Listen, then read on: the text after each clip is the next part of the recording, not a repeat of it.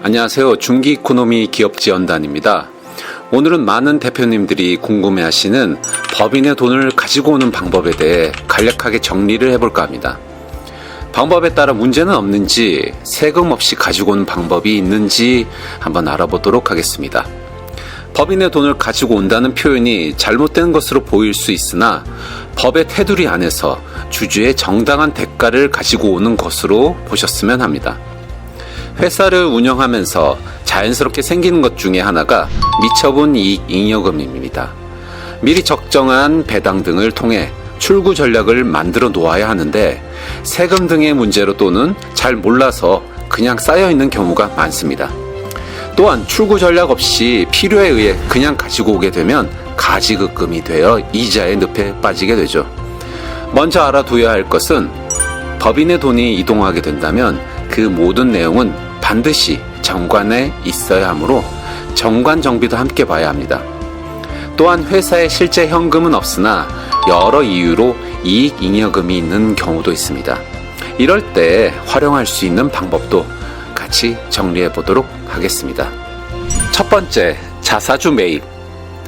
회사가 대표의 주식을 매입하고 회사가 대표에게 대금을 지급하는 방법으로 대표의 주식을 회사가 사는 것입니다. 하지만 나중에 문제가 없도록 자사주 매입의 목적을 분명히 해두어야 합니다. 자사주 매입을 대표의 가지급금 해결 목적 등으로 보게 된다면 문제가 생기게 됩니다. 두 번째, 이익 소각. 세금 없이 회사의 돈을 가지고 올 수 있다는 이야기를 그동안 많이 들으셨을 텐데요. 바로 이 방법입니다. 대표자가 배우자에게 주식을 증여 후 자사주 매입 소각을 진행하는 방법으로 이때 배우자 공제 한도 6억 원을 활용하는 것으로 6억까지는 세금 없이 가능합니다. 하지만 현재 과세당국에서 주시하는 사항으로 큰 주의가 필요합니다. 이익 소각을 생각하고 있다면 반드시 해당 방법의 문제를 정확히 파악하고 있는 전문가와 상담 후 진행하여야 합니다. 세 번째, 대표이사 특허 활용. 대표이사의 특허를 회사가 사고 그 대가를 주는 방법으로 해당 특허의 업무 유관 여부와 추후 소명 등에 대한 철저한 준비가 필요합니다. 이 방법도 그동안 많이 사용된 방법 중 하나로 적은 세금으로 가지고 올 수 있어 사용된 방법입니다.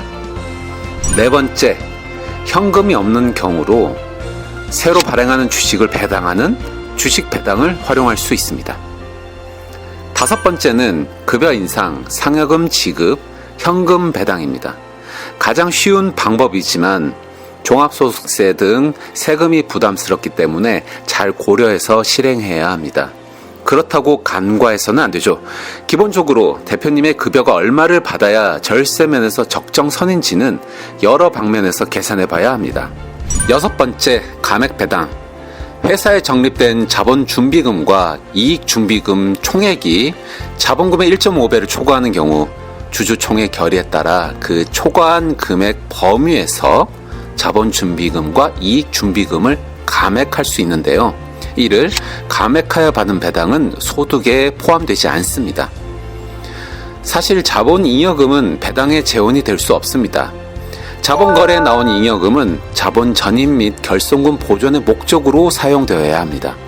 현금 배당에 사용된 재원은 이익잉여금이니까요.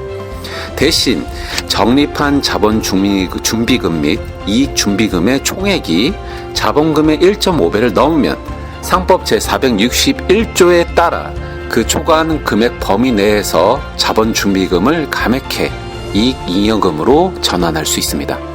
자본잉여금은 통상 주식 발행 총화금, 감자 차익, 기타 자본잉여금으로 구분합니다.